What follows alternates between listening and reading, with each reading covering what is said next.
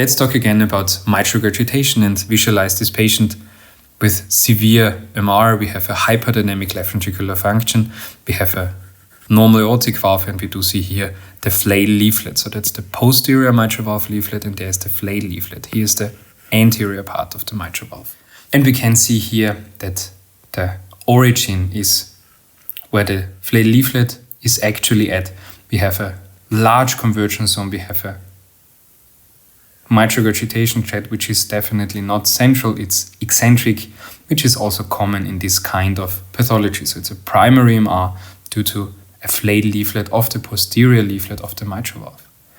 Now, the mitral valve problems are very often difficult to interpret. Valvular problems can be difficult overall.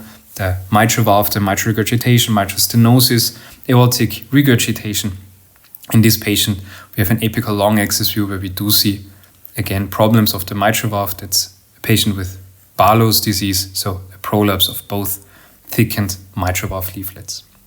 The same with wall motion abnormalities holds true for the mitral valve. You need definitely more than one view. You need a 4-chamber view to see different parts of the mitral valve compared to the 2-chamber and the apical long axis view. Why is that important? First of all, it's important to realize, is this secondary mitral regurgitation due to ventricular or atrial dilatation, or is it primary MR, where there's really a problem of the valve itself? And the orientation of the mitral valve and the views you have is important to understand to really see where the problem actually lies. So in case of the parasternal short axis view, where we see all the areas of the leaflet, it's different with the apical views. So in the parasternal short axis view, we have A3 and P3, A2 and P2 in the middle, and A1 and P1 at the anterior lateral commissure. The posterior medial commissure, there we have A3 and P3.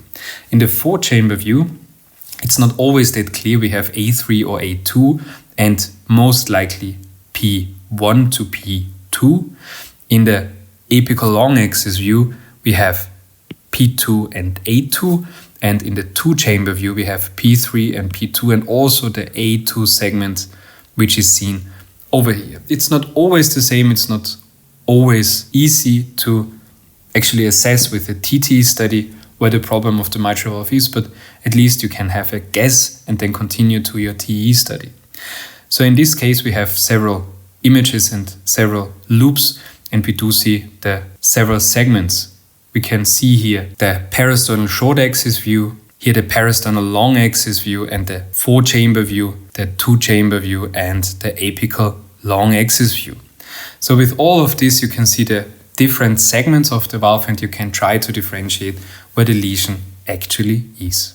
Here we have examples where MR is present, and you see here there's definitely MR in the apical long axis view.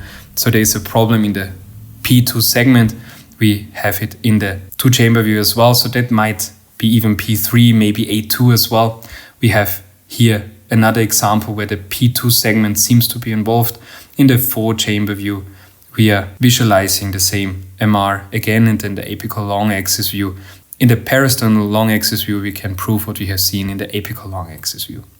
So let's summarize. In this case, we have a morbus Barlow patient. We have a prolapse of the mitral valve where we figured it could be P2, P1, P3, and probably even A2, where we have this mitral regurgitation. And now we need to move on to the TE study to actually visualize where the most prominent prolapses and the most prominent pathologies of the mitral valve are. Here we have the TE study, and you see the long axis view, the metaesophageal long axis view, and the metaesophageal 2-chamber view, where you see the same parts of the mitral valve. We use color Doppler imaging to visualize mitral regurgitation. We can see the 4-chamber view as well with the prolapse, and it becomes easier to quantify and easier to describe the problems when you see a 3D image. And in this case, it's the other way around. We have a problem of the P2, P3 segment. Here we can see it P2, P3, that would be P1, probably partially also involved.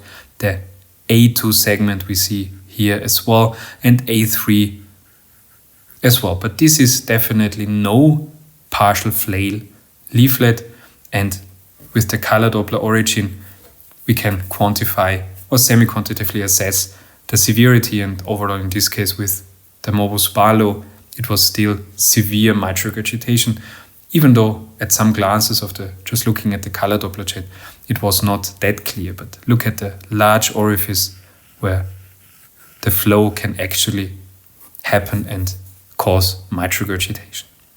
The nowadays technology also has brought us that far that we can visualize even valvular structures with a TTE approach.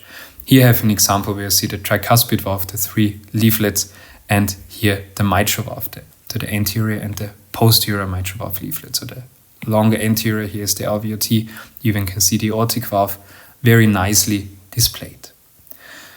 So what's going on overall in the apical areas, the apical views? They are almost endless views. You need a 4-chamber view, 2-chamber view, 3-chamber view, which is the apical long axis view, 5-chamber view, coronary sinus view, atypical lateral views, but this is only assessing the left ventricle.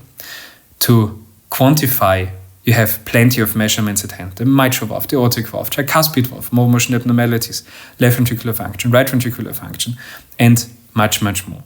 If you're interested in evaluating the right ventricle, go to the designated video and check it out to see how the right ventricle and how right ventricular pathologies can look like and can present.